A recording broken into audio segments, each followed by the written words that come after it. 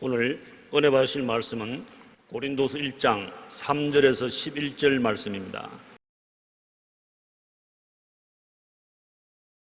찬송하리로다. 그는 우리 주 예수 그리스도의 하나님이시요 자비의 아버지시요 모든 위로의 하나님이시며 우리의 모든 환난 중에서 우리를 위로하사 우리로 하여금 하나님께 받는 위로로서 모든 환난 중에 있는 자들을 능히 위로하게 하시는 이시로다. 그리스도의 고난이 우리에게 넘친 것 같이 우리가 받는 위로도 그리스도로 말미암아 넘치는도다. 우리가 환난 당하는 것도 너희가 위로와 구원을 받게 하려는 것이요 우리가 위로를 받는 것도 너희가 위로를 받게 하려는 것이니 이 위로가 너희 속에 역사하여 우리가 받는 것 같은 고난을 너희도 견디게 하느니라. 너희를 위한 우리의 소망이 견고함은 너희가 고난에 참여하는 자가 된 것 같이 위로에도 그러할 줄을 알미라. 형제들아, 우리가 아시아에서 당한 환난을 너희가 모르기를 원하지 아니하노니 힘에 겹도록 심한 고난을 당하여 살 소망까지 끊어지고 우리는 우리 자신이 사형 선고를 받은 줄 알았으니 이는 우리로 자기를 의지하지 말고 오직 죽은 자를 다시 살리시는 하나님만 의지하게 하심이라. 그가 이같이 큰 사망에서 우리를 건지셨고 또 건지실 것이며 이후에도 건지시기를 그에게 바라노라. 너희도 우리를 위하여 간구함으로 도우라. 이는 우리가 많은 사람의 기도로 얻은 은사로 말미암아 많은 사람이 우리를 위하여 감사하게 하려 함이라. 아멘.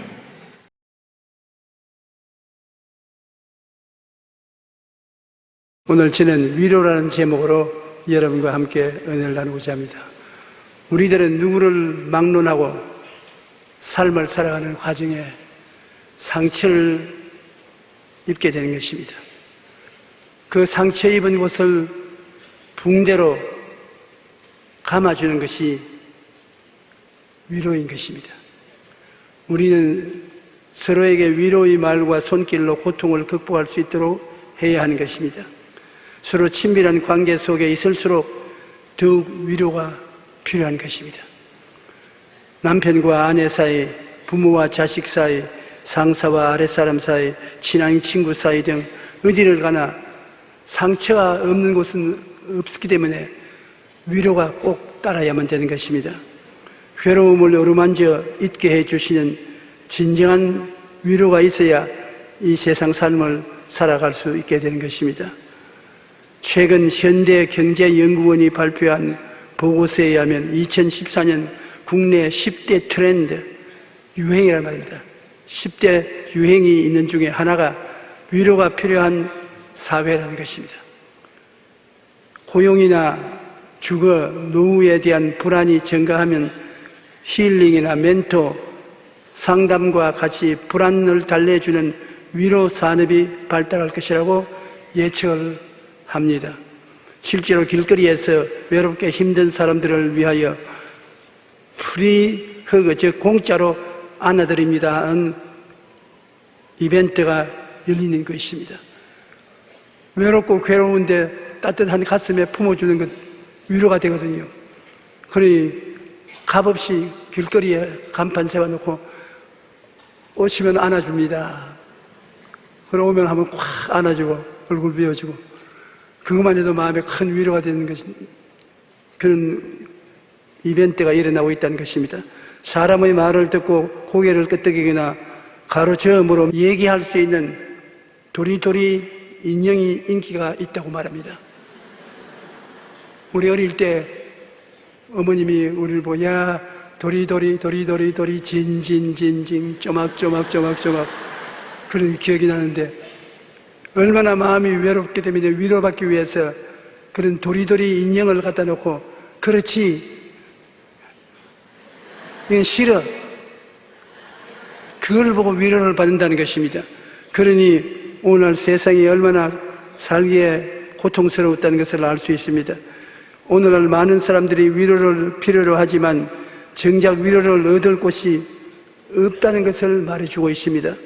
옛날에는 이웃이 어려운 일을 당하면 찾아가서 위로해 주었고, 구전 일을 당하면 발벗고 나서서 도와주고 해결해 주었습니다. 그러나 오늘날에는 가족 간에도 이웃 간에도 상처와 불신이 가득하여 위로 얻기를 힘쓰나 어렵습니다. 우리는 주님의 사랑으로 서로를 향해 위로의 손길을 내밀어야 되는 것입니다. 여러분, 예수님은 이 땅에 살 동안에 위로가 필요 없었을까요? 예수님은 하나님이신데, 그러나 그는 사람으로 태어나셨으므로 우리 인생이 겪는 모든 고통을 다 겪었습니다. 사람이 고통을 당할 때 그 고통을 극복해 나갈 수 있는 길은 위로가 있어야 되는 것입니다. 예수님은 하나님 사람이 되어 오셨기 때문에 사람이 당하는 모든 고통과 상처를 입었으며 인간을 위한 십자가 고난을 당할 것을 생각할 때 한없는 스트레스를 받았었습니다. 그래서 예수님은 하나님 앞에 이 잔을 옮기게 해달라고 기도할 때 땀방울이 핏방울이 되어서 떨어진 적도 있습니다. 주님은 하나님 앞에 할 수만 있으면 이 잔을 옮겨달라고 말씀을 하셨고, 제자들 듣는 앞에서 내 마음이 번뇌스러워 죽을 징이라고 말한 것입니다. 예수님도 하나님이었지만 순수한 우리 사람으로 오셨기 때문에 사람이 당한 고난을 견디기 위해서는 위로가 반드시 필요한 것입니다. 이를 극복하기 위해 위로가 필요한데 주님께 결정적인 위로를 준 분이 있습니다. 예수님께서 어느 날 베다니의 나병 환자 시몬의 집에서 식사하실 때 한 여자가 옥합을 품에 품고 왔습니다. 유대 나라에서는 시집 갈 때 지찬물로 옥합에 향료를 채워서 가져가는 것입니다. 옥합이 크고 향료의 질이 좋으면 시집 갈 때 대단한 환영을 받습니다.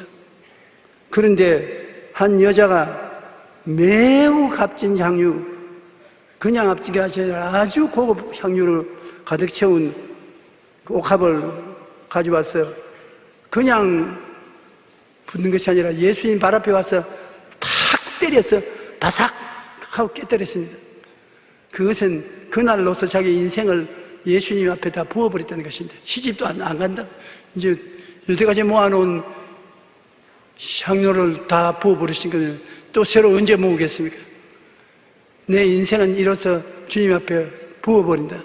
그런 의미로 옥합을 깨뜨려서 향기가 가득 차게 향료가 쏟아지는데 이것을 예수님의 머리에다가 부었습니다.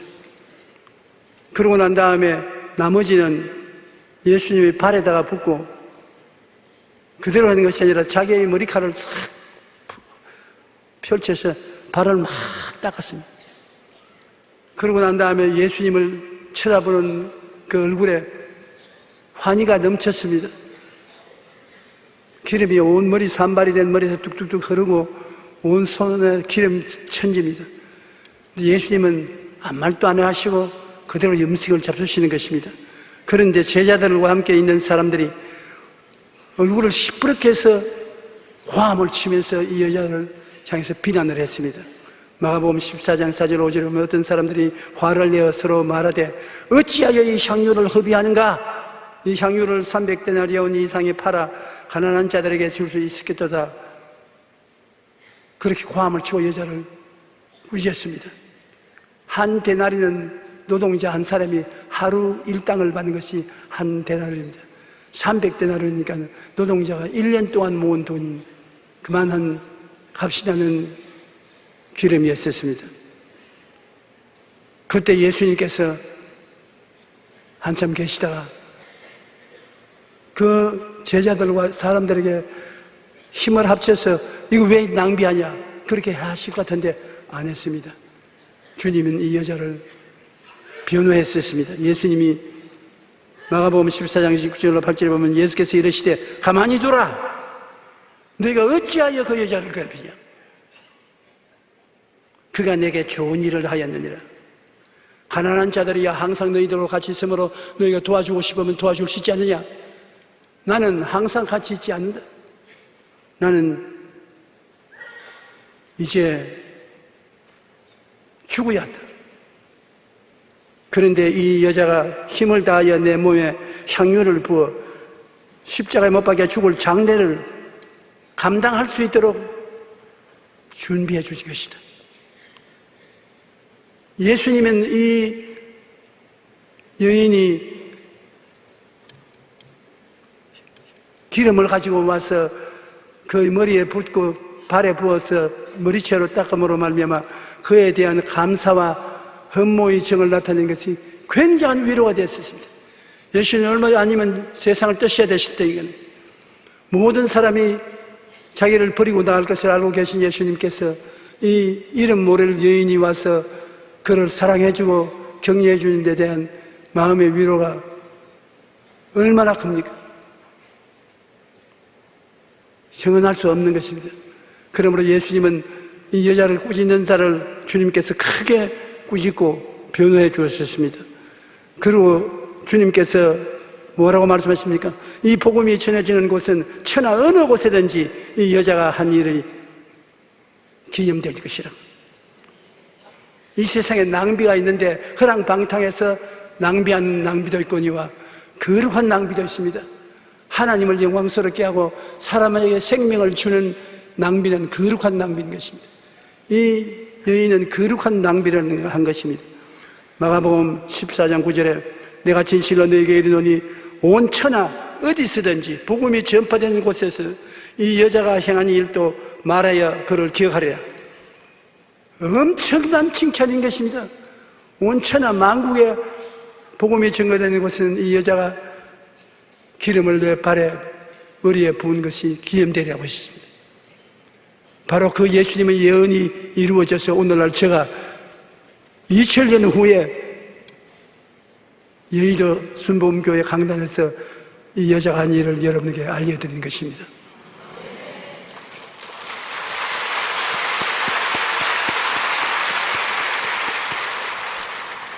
예수님은 위로가 필요 없다고 생각하는 것은 잘못입니다. 예수님도 위로가 있어야 십자가를 걸머집니다. 큰 고난은 위로가 없이는 견뎌낼 수 없습니다. 여러분도 크고 적은 고난을 많이 당하는데 여러분 주변에 있는 사람들이 위로를 해주면 쉽게 이기고 전진해 나갑니다. 그러나 위로가 없으면 자기 목숨을 끊는 일이 있습니다. 여인의 진실하고 전심을 다한 사랑의 위로가 예수님으로 하여금 십자가의 고난을 이기게 하는 힘이 되는 것입니다. 위로에는 힘이 있다는 것입니다. 우리 성경에 보면 사도 바울 선생이 있지 않습니까? 사도 중에 가장 위대한 사도인데 어떻게 그렇게 됐느냐? 사도 바울은 삶에 큰 위로를 받아서 그 위로 때문에 수없이 죽음의 고비를 겪으면서 복음을 전할 수 있었다고 말한 것입니다. 참기 어려운 고난이라도 성령님의 위로가 임하면 능히 이길 수가 있다는 것입니다. 사도 바울이 심한 능욕과 궁핍과 박해와 공고를 극복할 수 있었던 것은 예수님을 만난 다메섹의 체험과 셋째 하늘에 올라가 하나님의 영광과 그의 말씀을 들었던 체험의 특별한 위로를 받았기 때문인 것입니다. 바울 선생이 하나님이 살아계시고 나는 하나님의 택함 받은 사람이라는 마음에 큰 믿음과 위로가 있은 것은 그가 다메섹에 가다가 갑자기 하늘에서 대낮 같은 햇빛이 비치더니 하늘에서 음성이 들려 말하기를 사울아 사울아 어찌하여 너가 나를 핍박하는가? 주여 뉘시니까 너가 핍박하는 예수라. 그는 다메섹에 있는 예수 믿는 사람들을 붙잡아서 예루살렘으로 와서 심판하려고 가는 길인데 그 예수님을 만났습니다. 부활한 예수님을 빛 가운데서 만나고 눈이 부시어서 어두워졌습니다. 야, 예수님은 살아계시구나. 정말 살아계신 하나님이구나. 뼈까지 느끼도록 체험을 했습니다. 그래서 다메섹에 들어가서 시가라는 곳에 아나니아라는 사람의 인도를 받아서 예수님을 확실히 알게 되고 눈에 비늘이 떨어져서 다시 보게 되고 뜨거운 전도자가 된 것입니다. 그 이후에 그는 하나님이 사용하기 위해서 그를 데리고 셋째 하늘로 끌어왔었습니다. 셋째 하늘에 들어가서 하늘에 도저히 말로서 설명할 수 없는 영광스러운 것을 보았습니다. 그쯤 보았으니까 그는 마음속에 그 은혜가 위대한 위로가 되었을 것입니다. 은혜를 받으면 은혜가 기억 속에 남아있어서 위로가 돼요. 저는 사도 바울 선생만큼 위대한 일도 못했고 고난도 이기지 못했습니다. 왜 그러냐? 하나님이 사도 바울 선생에게 주신 은혜를 내게도 주셔서 좀 대낮에 예수님을 만나보게 해주시고 셋째 하늘에 올라갔다 내려오게 해주시면 나 바울보다 더 크게 했을 거예요.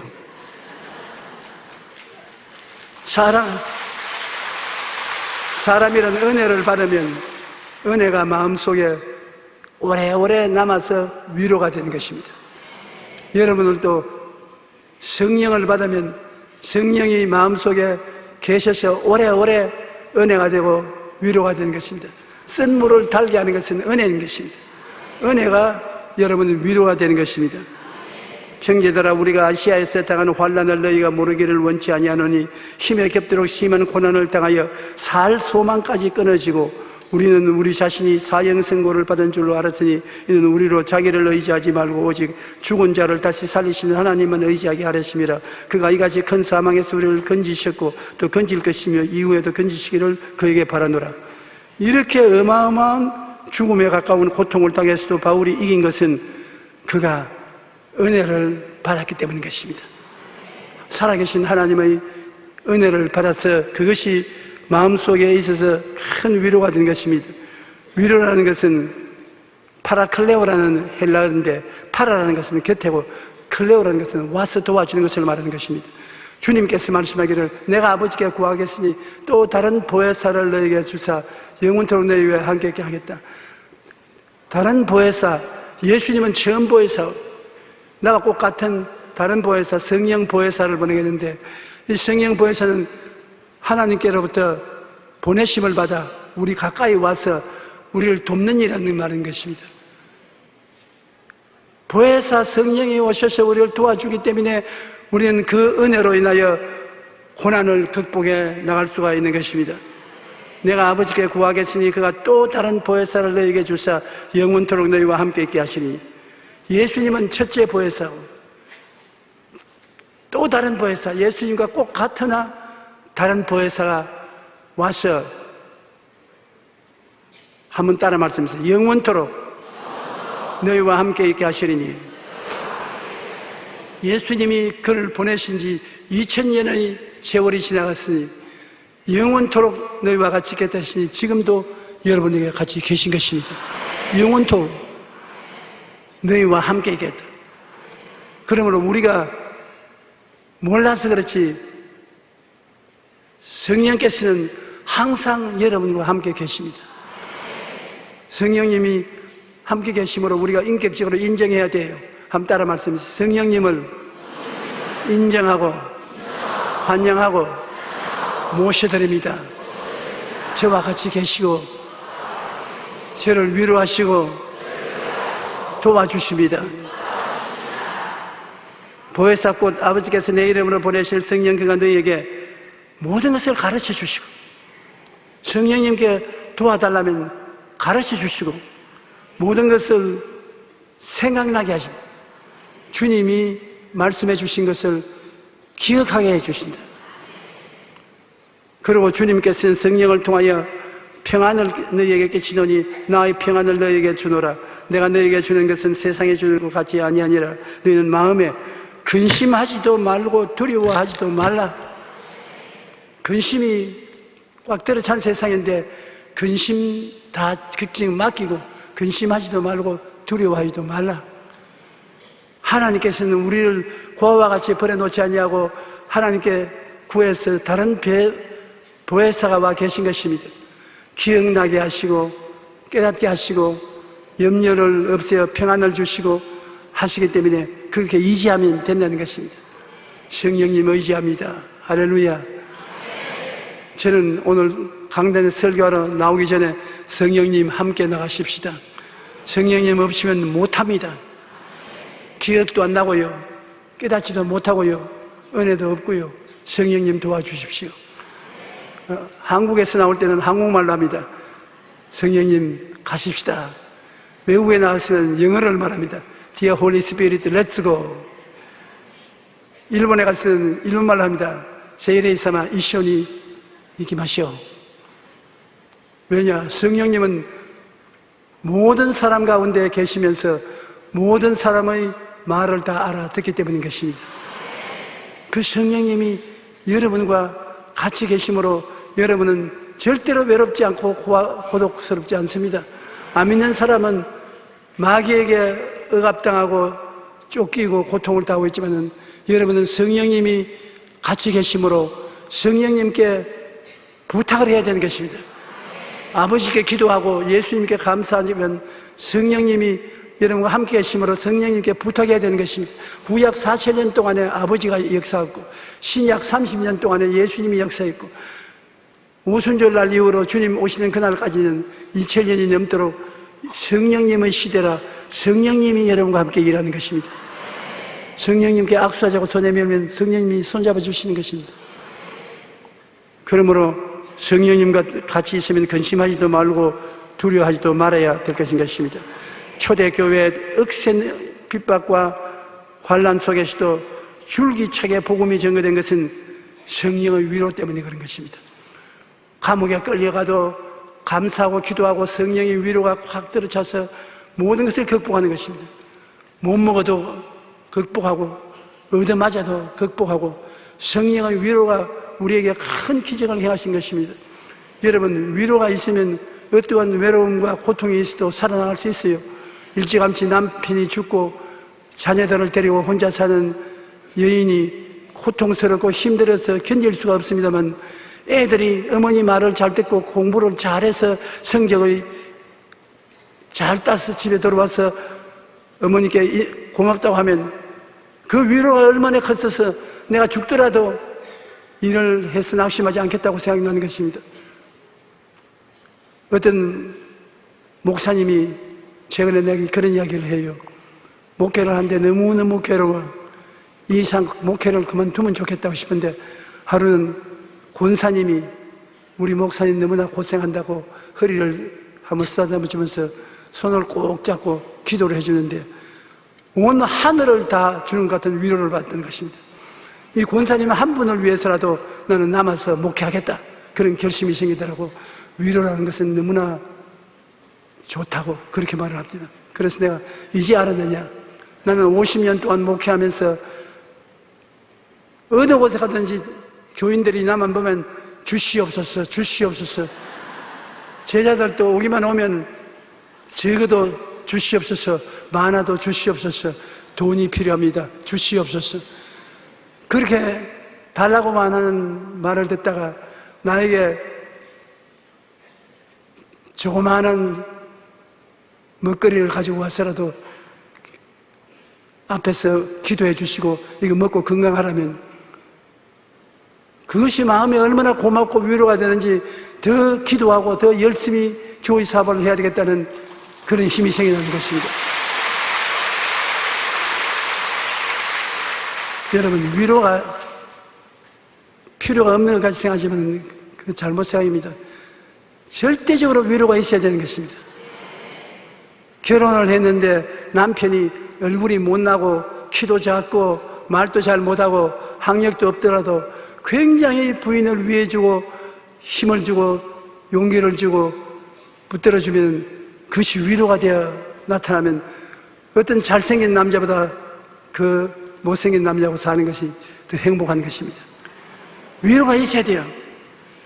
위로 없는 인생은 버림받은 인생과 같은 것입니다. 사도행전 1장 8절에 오직 성령이 너희에게 임하시면 너희가 권능을 받고 예루살렘과 온 유대와 사마리아와 땅까지 이르러 내 증인이 되리라. 하나님 성령이 오셔서 위로가 되면 전도자가 돼요. 남에게 나가서 열심히 전도하고 구역장, 지역장, 주의 종이 되는 것은 하나님으로 말미암아 성령의 위로가 마음속에 왔기 때문에 그 위로를 감당할 수 없어서 주의 종이 되기도 하는 것입니다. 사도행전 2장 4절에 그들이 다 성령의 충만함을 받고 성령이 말하게 하심을 따라 다른 언어로서 말하기를 시하니라. 사도행전 시절에 성령이 임하셔서 충만하게 되고 방언까지 하게 되고 그 성령으로 말미암아 위로가 넘쳐남으로 어떤 고난도 참을 수가 있는 것입니다. 성령은 바로 위로의 영인 것입니다. 파라클레토스, 하느님께서 보내심을 받아 위로해 주는 영입니다. 그 위로가 있으면 어떠한 고난도 이겨나갈 수가 있는 것입니다. 그리하여 온 유대와 갈릴리와 사마리아 교회가 평안하여 든든히 썩어가고 주를 경외함과 성령의 위로로 진행하여 수가 많아지더라. 교회가 크게 수가 많아지는 것은 성령의 위로를 받은 사람들이 세상에 나가서 마음에 고통스럽고 괴로운 사람에게 위로를 나누어 주므로 예수 믿는 사람 수가 많아지게 되는 것입니다. 여러분, 위로를 받은 사람이어야 다른 사람도 위로할 수가 있는 것입니다. 내가 위로를 받으면 그 위로를 가지고 다른 사람을 위로해 줄 수가 있는 것입니다. 고린도후서 1장 3절로 7절에 보면은 찬송하리로다 그는 우리 주 예수 그리스도의 하나님이시요 자비의 아버지시요 모든 위로의 하나님이시다. 하나님은 위로의 하나님이시겠어요. 우리의 모든 환난 중에서 우리를 위로하사 우리로 하여금 하나님의 받는 위로로서 모든 환난 중에 있는 자들을 능히 위로하게 하신 이로다. 하나님 위로의 하나님이시라. 환난 때에 부러지려면 위로해 주어서 환난을 이기게 해주시고 그 다음 환난 당한 사람들에게 가서 위로해 주시는 체험을 가질 수 있게 한다는 것입니다. 그리스도의 고난이 우리에게 넘치는 것 같이 우리가 받는 위로도 그리스도로 말미암아 넘치는도다. 우리가 고난을 많이 받으면 받을수록 하나님이 위로도 더 많이 주신다는 것입니다. 우리가 환난 당하는 것도 너희가 위로와 구원을 받게 하려는 것이요 우리가 위로를 받는 것도 너희가 위로를 받게 하려는 것이라. 이 위로가 너희 속에 역사하여 우리가 받는 것 같은 고난을 너희도 견디게 하느니라. 너희를 위한 우리의 소망이 견고함은 너희가 고난에 참여하는 자가 된 것 같이 위로에도 그러할 줄을 알미라. 고난에 우리가 참여하면 하나님께서 고난과 동등한 위로도 또 허락해 주시는 것입니다. 우리 기독교 신앙은 고난과 위로 이 두 가지가 항상 같이 따르는 것입니다. 고난 없는 신앙이 없어요. 예수 믿으면 여러 가지 고난을 당해야 되는 것입니다. 그러나 고난만 있으면 넘어지고 시들어지고 마는 것입니다. 고난이 있으면 고난을 이겨낼 수 있는 위로가 다가오는 것입니다. 고난의 쓴 물이 다가오면 위로의 단물도 다가오는 것입니다. 고난의 슬픔이 다가오면 위로의 기쁨도 다가오는 것입니다. 고난으로서 마음이 답답하면 위로로서 마음이 상쾌해질 수 있는 것입니다. 이 위로가 하나님의 성령을 통해서 오고 말씀을 통해서 오는 것입니다. 성령이 충만할 때 위로가 되고 하나님 말씀을 공부할 때 말씀은 살아서 운동력이 있어서 여러분 마음에 위로가 되는 것입니다. 그러므로 우리가 살아갈 동안에 아무리 위대한 사람도 위로 없이는 이겨나갈 수 없는 것입니다. 구약시대 가장 위대한 선지자가 누구였죠? 누구였습니까? 엘리야였죠. 엘리야가 이스라엘 아합 왕 시대 이방 여자 이세벨을 아내로 데리고 와서 온 이방의 신상을 이스라엘 백성들이 섬기게 만들었습니다. 하나님을 등지게 했습니다. 그때 선지자 한 사람이 남아있었는데 엘리야였습니다. 엘리야가 가멜산에 바알 우상 선지자 450명을 불러 모아놓고 내기를 했습니다. 네가 믿는 바알이 참 하나님이냐 나 여호와가 참 하나님이냐. 시합을 해서 불이 내려와서 제단을 태우는 신이 참신으로 하자. 그런데 바알의 450명 선지자들이 오전 중에 내내 춤을 추며 호함을 지르고 기도해도 불이 안 임했습니다. 그러나 오후 제사 지을 때쯤 될 때 엘리야는 제물을 갖다 놓고 물동이로 물을 부어놓고 하나님께 부르짖으니 하늘에서 벼락시에서 불이 떨어져서 그 짐승을 다 태웠어요. 그래 모든 백성들이 야훼가 하나님이라고 고함을 치고 엎드렸습니다. 그 백성들이 도움을 받아서 바알 선지자 450명을 잡아서 기도는 시내가에 내려가서 칼을 가지고서 모가지를 다 베었어요. 450명의 목을 베자니 얼마나 힘이 들었겠습니까? 그러고 난 다음에 기도를 하니 3년 6개월 동안 비가 안 오던 그 땅에 비가 왔습니다. 그래서 그가 시내로 들어와서 집 안에 들어가서 잠을 자는데 이세벨이 그 이야기를 듣고 사람을 보내서 내일 아침에 너 목을 내가 베겠다.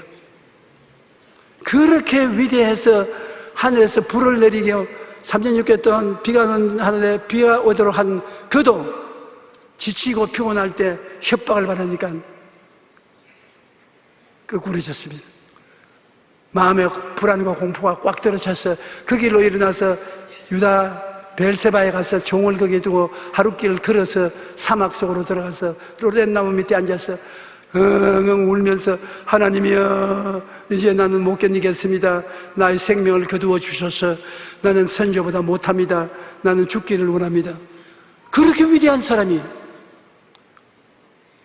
한마디 말로 하늘에서 벼락이 떨어져서 450명 바알 신상을 섬기는 사람을 다 붙잡은 그가 어떻게 그렇게 약해졌습니까? 사람은 위로가 없으면 지치고 피곤해지면 약해지는 것입니다. 그렇기 때문에 자살한 사람이 많아요. 그렇게 잘 살던 사람이 사업에 실패하고 고난을 당하고 난 다음엔 위로를 받지 못하고 자살한 것입니다. 그래서 그는 로뎀나무 밑에 들어 누웠습니다. 그리고 될 대로 되라 잠을 들었는데 하나님이 엘리야를 어떻게 했습니까? 천사를 보내어서 어루만져 주었습니다. 그냥 만져주는 게 아니라 어루만져 주었던. 여러분, 남편이 하루 종일 직장에서 일하고 피곤해 오면 아내가 집에서 기다렸다가 밥만 해주면 되는 거 아닙니다. 어깨도 어루만져 줘야 돼요. 발달도 만져주고 수고했다고 우리 식구들 먹인다고 고생한다고 그러면 속으로 웃든지 울든지 합니다. 위로가 충만해지는 것입니다. 자꾸 부인이 잔소리한다고 하지 말고 남편 대신 여러분 얼마나 수고하냐 오늘 내가 위로 좀 해주마 그러고 품어주고 어루만져주면 모든 피곤이 다 사라지는 것입니다. 천사가 엘리야에게 와서 그냥 말만 한 것이 아닙니다. 엘리야에게 와서 아주 낙심해서 넘어 쓰러져 있는데 어루만져 주었어요. 사람이 어루만져도 기가 막히는데 천사가 어루만져 주었으니 얼마나 좋겠습니까? 그러고 난 다음에 천사의 손에 물 한 병과 떡을 가지고 왔었습니다. 떡을 먹여주고 그 다음에 물을 마셔주고 그러고 난 다음에 한심 더 자라. 피곤하지 한심 더 자라. 한심 더 재우고 난 다음 또 어루만져 주어서 그 다음 물 주고 떡 주고 그러니까 엘리야가 살아나서 옛날 엘리야가 되고 마는 것입니다. 아주 놀라운 하나님의 역사를 베풀기 위해서 호렙산으로 그 먼 길을 걸어간다고 피곤치 않았었습니다. 엘리야 같은 사람도 위로를 받아서 낙심한 데서 일어났는데 여러분 위로를 받아야 돼요. 그래서 교회에 나오면 목사님이 강단에서 가지고서 자꾸 죄인들이여 죽을 놈 살릴 놈 이 세상에서 벼락을 맞을 것이다 소돔 고모라로 다 불탈 것이다 그런 소리 들으면 세상에 그렇지 않더라도 사는데 축 피곤하고 지친데 교회 와서 목사님께 늘씬 말씀으로 맞고 나면은 어깨가 축 늘어져 가지고서 올 때 갈 데가 없는 처지가 되고 마는 것입니다. 백성들은 위로를 해줘야 되는 것입니다. 여러분 전부 다 위로받을 자격이 있습니다. 하나님이 여러분을 위로해 주시기를 원하시는 것입니다. 이사야 40장 1절에 한번 따라 말해주십시오. 너희의 하나님이 이르시되 너희는 위로하라. 내 백성을 위로하라. 그러므로 저도 오늘 이 자리에 서서 여러분을 위로해야 돼요. 저희 설교를 듣고 위로를 받지 못하면 내가 실패한 것입니다. 설교를 듣고 난 다음 그 목사 이름이 뭐라 하더라? 용기라 하지. 용기를 얻었다. 난 오늘 용기를 얻었다. 여러분 위로를 받고 용기를 얻어 나갈 때 주 이름으로 축원합니다. 우리는 어떻게 위로합니까? 로마서 12장 15절 것처럼 즐거워하는 자들과 함께 즐거워하고 우는 자들과 함께 울라. 즐거워하는 잔치집에 가서 울고 있으면 이건 저주하는 것도 아니고 아주 망쳤습니다. 초상집에 가서 아이고 오랜만이다, 어떻게 여기 왔냐, 아주 고약한 사람들인 것입니다. 분위기를 따라서 우는 자에게 같이 울고 웃는 자에서 같이 웃어야 위로를 줄 수가 있는 것입니다. 오늘 사람들은 비난과 공격으로 말로서 상처를 줍니다. 잠언서 12장 18절 보면 칼로 찌름같이 함부로 말하는 자가 있거니와 지혜로운 자의 혀는 양약과 같으니라. 아주 말을 칼로서 찌르는 것처럼 하는 사람이 있습니다. 만나면 앉자 말자 허물을 말하고 과거에 잘못한 것을 말하고 칼로서 찌르는 것이 고통을 주는 것입니다. 정말 괴롭습니다. 가정에 이혼하는 부부들 보면 서로 말로서 칼을 찌르는 것과 같은 것입니다. 그러한 행동을 하기 때문에 서로 미움이 꽉 들어차게 되는 것입니다. 우리가 말로서 허물을 덮어주고 그듭 말을 한 것을 또 말하고 한 것을 또 말하고 하지 않으면 사람을 위로할 수 있는 것입니다. 허물을 덮어주는 자는 사랑을 구하는 자요, 그것을 거듭 말하는 자는 벗을 이겨나는 자라. 남에게 잘못을 지적할지라도 한두 번만 하면 그분이지, 두 번 하고 세 번 하고 또 하면 분노가 생기는 것입니다. 그러므로 아내된 대신 여러분, 남편에게 원망스러운 말이 있거든 한 번쯤 하고 마십시오. 한 번쯤 해도 저희 속으로 충분히 알고 있는 것입니다. 그것을 또 하면 낙심시키는 것입니다. 아주 고약한 생각이 떠올라서 대결을 하는 것입니다. 남편이 아내에게 부탁하는 것도 한두 번만 하면 되는 것이지 자꾸 거듭거듭 말하면 상처를 입히게 되는 것입니다. 허물은 덮어주고 말은 거듭거듭 하지 말아야 되는 것입니다.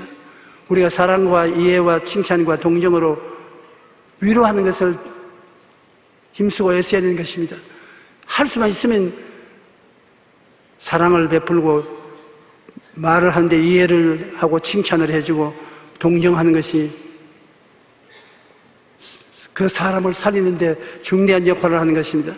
위로를 받아야 전진할 수 있는 용기와 힘이 생깁니다. 위로받으면 살아갈 수 있는 힘이 생겨요. 자꾸 비난하고 공격하고 약점을 잡아주면 낙심하고 뒤로 넘어지는 것입니다만, 위로해주면 위로를 받아서 용기가 생기는 것입니다. 한 사람이면 폐가 있거니와 두 사람이면 맞설 수 있나니 세 겹줄은 쉽게 끊어지지 아니한다고 한 말은 바로 두 사람 이상 있으면 위로하고 격려함으로 굉장한 힘이 생긴다는 것입니다.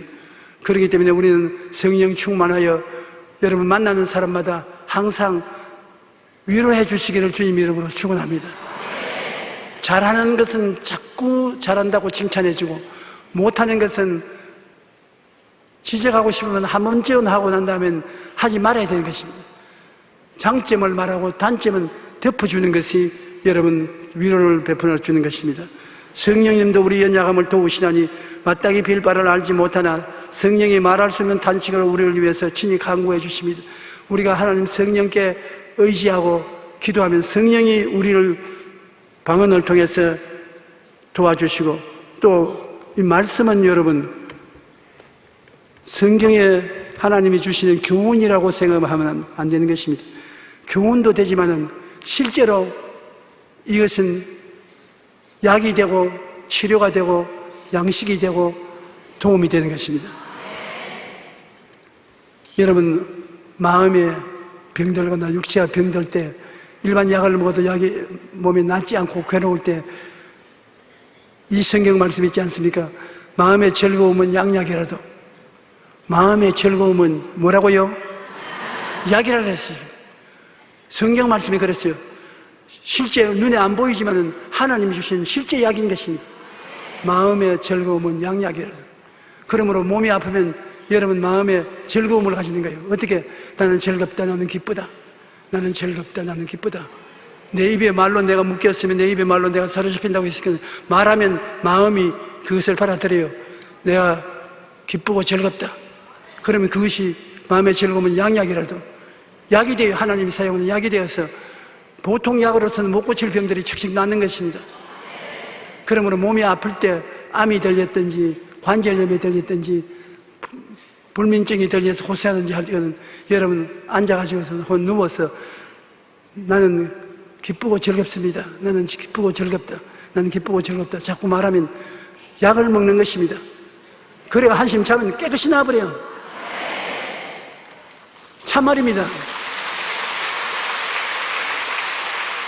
아주 감기기가 있거든 다른 것 하지 마십시오. 아스피린 안 먹어도 좋아요. 나는 기쁘고 즐겁다. 할렐루야. 나는 기쁘고 즐겁다. 나는 기쁘고 즐겁다. 그러고 난 다음 한숨 자고 나면 감기가 온데간데 없으는 것이. 하나님의 약을 먹었으니까. 한번 따라 말씀하세요. 나는 기쁘고 즐겁다. 나는 기쁘고 즐겁다. 나는 기쁘고 즐겁다. 이제 예배 바치고 나갈 때 다리가 갑순한지 아닌지 알아보세요. 아주 어려운 문제가 생겼으면 여러분이 하나님 말씀을 택해서 내게 능력 주신 자 안에서 능치 못하심이 없나니라. 내게 능력 주신 자 안에서 내게 능치 못하심이 없나니라. 이게 어려움을 해결하는 약입니다. 여러분이 그렇게 말한 또한 하나님은 그 고백을 통해서 기적을 베푸시는 것입니다. 여러분이 입에서 말을 해야 하나님이 그것을 약으로 변화시키는 것입니다. 마음에 믿어서 의에 이르고 입으로 시인해서 구원에 이른다고 말을 해야 되는 것입니다. 그러므로 오늘 어려운 문제가 대속 안에 있는 사람은 그렇게 말하십시오. 한번 따라 말씀해. 내게 능력 주신 자 안에서 내가 모든 것을 할 수 있나니라. 그렇게 말을 하고 나면 그것이 하나님이 사용하는 특효 약이 되어서 기적을 베풀어 주신 것입니다. 말씀의 공부는 이렇게 위로가 되어요. 하나님 말씀을 여러분 공부하면 그 말씀은 살았고 운동력이 있어 좌우에 날 수 있는 어떤 검보다 예리하여 혼과 영과 및 관절과 골수를 짜게는 것입니다. 그냥 글이 아닙니다. 소설책이 아닙니다. 시집이 아닙니다. 하나님의 치료약인 것입니다.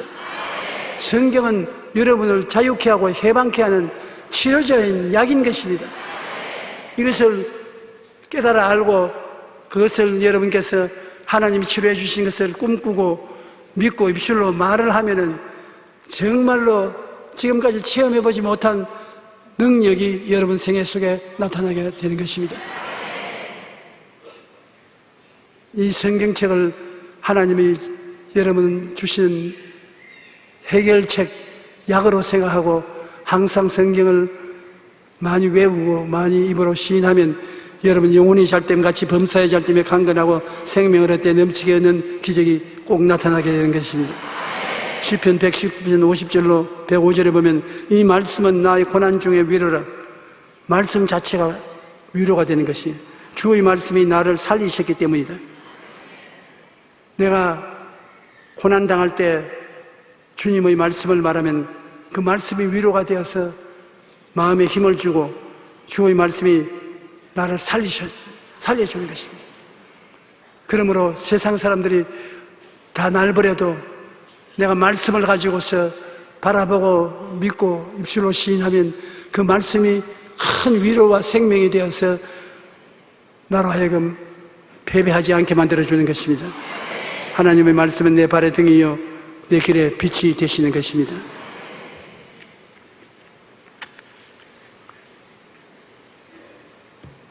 위로가 없이 고난만 당하면 희망을 잃고 자살하게 되는 것입니다. 이 세상에 우리는 위로를 항상 준비하고 있고 위로를 나누어야 되는데 안 믿는 사람들은 위로를 받을 곳이 없습니다. 우리가 위로받을 수 있는 것은 예수님의 십자가가 우리의 위로가 되는 것입니다. 내가 다 이루었다 하는 예수님 십자가, 죄를 지으면 용서하는 위로가 되시고 거룩하게 되는 위로가 되고 병든 자는 고침의 위로가 되고 가난하고 헐벗고 굶주린 자는 아브라함의 축복과 형통을 주는 위로가 되고 죽는 자에게는 부활 영생 천국의 위로가 되는 것이 바로 십자가인 것입니다. 십자가를 항상 바라보고 그 속에서 하나님이 주신 말씀을 입으로 외워서 위로를 삼으십시오. 여러분 속에서 생기와 생명이 있게 되는 것입니다. 그럼 성령이 오셔서 여러분과 같이 해서 위로가 되므로 우리는 이러한 위로를 통해서 이 세상 고난을 이기고 살아나야 되는 것입니다. 그 이후에 사람들을 통해서 위로를 받을 수 있습니다. 우리가 가정에서 부모님의 위로는 말로 다 할 수 없습니다. 하나님이 내가 너희 어머니가 위로하시 위로해 주겠다고 했는데 집에 있는 부모가 여러분을 위로해 주시고 자녀들이 부모에게 위로가 되기도 하고 일가 친척이 위로가 되고 친구가 위로가 되기도 하는 것입니다. 잘못하면 거꾸로 위로가 되지 못하고 상처를 주는 사람도 있지만은 그러나 가까운 사람일수록 더 위로를 받을 수가 있는 것입니다. 그러나 아무리 고난이 다가와도 그것을 달게 하는 위로가 없으면 소망차고 담대하게 살아나갈 수가 있는 것입니다. 어머니가 자식을 위로함 같이 주님께서 말씀하기를 내가 너를 위로할 것이다 라고 말했는 것입니다. 어린 아이들은 어머니 위로 없이 살아갈 수가 없습니다. 어머니가 어린아이 기저귀 갈아주고 덩어리 싸주면서 아유 우리 애기 컸구나 이제 어른이 다 됐구나 거짓말을 하면서 그 위로를 해주면 어린아이들이 그걸 듣고 쑥쑥 자라는 것입니다. 위로가 있게 됩니다. 공부를 잘 못하는 것도 어머니가 위로를 해주면 공부를 잘하게 됩니다. 에디슨은 너무나 공부를 못해서 학교 교장 선생님이 에디슨은 어머님과 함께 불러서 이런 천치는 우리 학교 생기고 처음 보았습니다. 도저히 교육을 못 시키시니 데리고 나가십시오. 그래 어머니가 말하기를 아닙니다 교장 선생님, 우리 아들은 너무 머리가 좋기 때문에 일반 애들하고 같을 수가 없습니다. 천재이기 때문에 바보들은 일반 아이들하고 같이 못 있으니 내가 교육시키겠습니다. 그래서 에디슨을 데리고 나갔는데 그 에디슨이 지금 우리에게도 덕을 끼치고 있지 않습니까? 이 전등불 에디슨이 발명했어요. 5만 가지 필요한 것을 발명해서 우리를 편하게 했는데 그 에디슨이 어머니의 위로의 말 한마디 때문에 그렇게 될 수가 있는 것입니다. 이 세상에 위대한 일을 한 사람들은 어머니의 위로의 말로서 위대한 사람이 된 사람이 많습니다. 그러므로 여러분 어린아이들에게 쥐어박지 말고 위로해 주십시오. 넌 위로가 머리에 좋다. 위로해 주십시오. 카루소 같은 사람은 유명한 독창가였습니다. 노래를 잘 불렀습니다. 그런데 그가 음악학교에 갔는데 학교 선생이 불러서 이만큼 돼지 먹다는 소리 하는 사람 처음 봤다. 아주 음악가가 못 될 것이다. 얘는 음악 공부 소질이 없다. 완전히 낙심해서 좌절해 왔는데 그 어머니가 아니야 우리 아들은 음악을 잘해. 반드시 성공한다. 소질이 있다. 어머니가 가톨릭교 신자였는데 가톨릭교회에 나가서 성가대에 들어가서 노래하게 했었습니다. 어머니의 격려를 받고 얘가 열심히 한 결과에 구라파뿐 아니라 오늘날 세계가 아는 음악가가 된 것입니다. 격려를 해주면 변화가 다가오는 것입니다. 여러분이 요사이 저보고 격려를 많이 해주십니다. 옛날보다 얼굴이 더 좋아 보인다. 더 건강해 보인다. 설교도 옛날보다 더 깊이 있게 잘한다.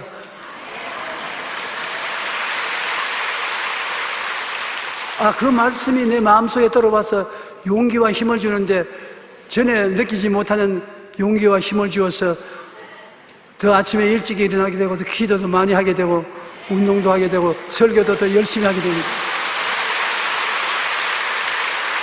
감사합니다.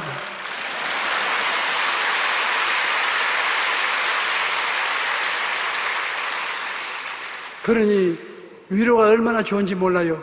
나는 온 세계 어느 곳에 가서 목회하던 것보다는 우리 사부 예배 와서 말씀 전하면 이것을 택할 것입니다.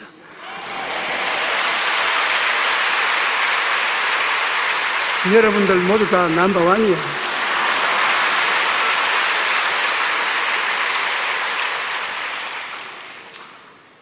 하나님께서는 낙심한 자들을 위로하는 것이 우리 하나님 것입니다. 하나님은 좋은 하나님이시 것입니다.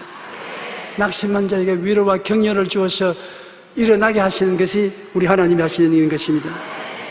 우리를 사랑하시고 영원한 위로와 좋은 소망의 은혜로 주신 이가 하나님이요 우리 주 예수님이요 보혜사 성령님이 되시는 것입니다. 여러분은 예수 그리스도를 의지하고 긍정적이고 적극적이고 창조적인 신앙을 가지고 있으므로 반드시 두고 보세요. 내일은 오늘보다 다음 달은 금번달보다明年은 금년보다 좋아지는 것입니다.明年은 지금보다 훨씬 좋아지는 것입니다.